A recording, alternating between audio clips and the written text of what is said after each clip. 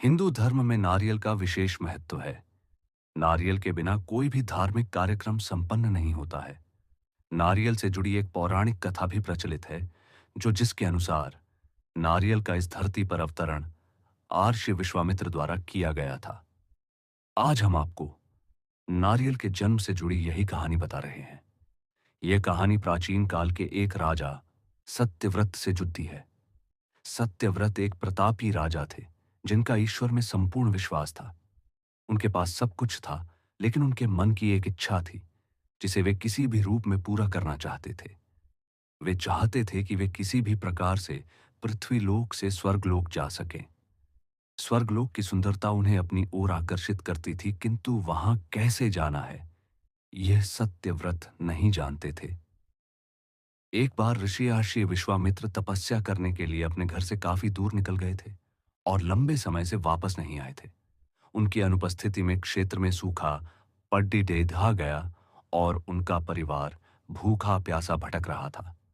तब राजा सत्यव्रत ने उनके परिवार की सहायता की और उनकी देख रेख की जिम्मेदारी ली।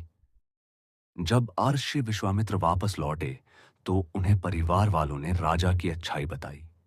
वे राजा से मिलने उनके दरबार पहुंचे और उनका धन्यवाद किया। शुक्रिया के रूप में राजा ने ऋषि विश्वामित्र द्वारा उन्हें एक वर देने के लिए निवेदन किया।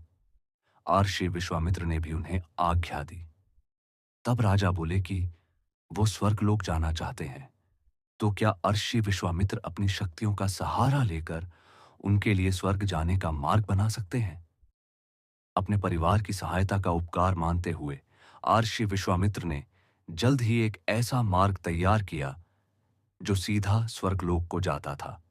राजा सत्यव्रत खुश हो गए और उस मार्ग पर चलते हुए जैसे ही स्वर्गलोक के पास पहुंचे ही थे कि स्वर्गलोक के देवता इंद्र ने उन्हें नीचे की ओर धकेल दिया। धरती पर गिरते ही राजा आर्षि विश्वामित्र के पास पहुंचे और रोते हुए सारी घटना का वर्णन करने लगे।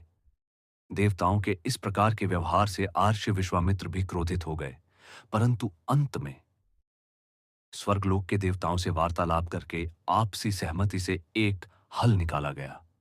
इसके मुताबिक राजा सत्यव्रत के लिए अलग से एक स्वर्गलोक का निर्माण करने का आदेश दिया गया।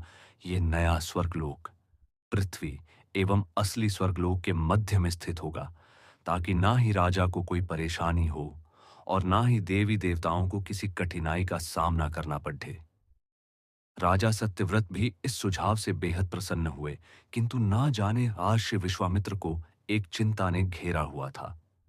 उन्हें यह बात सता रही थी कि धरती और स्वर्गलोक के बीच होने के कारण कहीं हवा के जोर से यह नया स्वर्गलोक डगमगा न जाए। यदि ऐसा हुआ तो राजा फिर से धरती पर आ गिरेंगे। इसका हल निकालते हुए आर्षि विश्वामित्र ने नए स्वर्गलोक के ठीक नीचे एक खंबे का निर्माण किया, जिसने उसे सहारा दिया। माना जाता है कि यही खंबा समय आने पर एक पेड्डी पारिएज के मोटे तने के रूप में बदल गया और राजा सत्यव्रत का सिर एक फल बन गया। इसी पेड्डिताज के तने को नारियल का पेड्डपाजिट और राजा के सिर को नारियल कहा जाने लगा। इसीलिए आज के समय में भी नारियल का पेड्डपाजिट को काफी ऊंचाई पर लगता है। इस कथा के अनुसार सत्यव्रत को समय आने पर एक ऐसे व्यक्ति की उपाधि दी गई जो ना ही इधर का है और ना ही उधर का, यानी कि एक ऐसा इंसान जो दो धुरों के बीच में लटका हुआ है।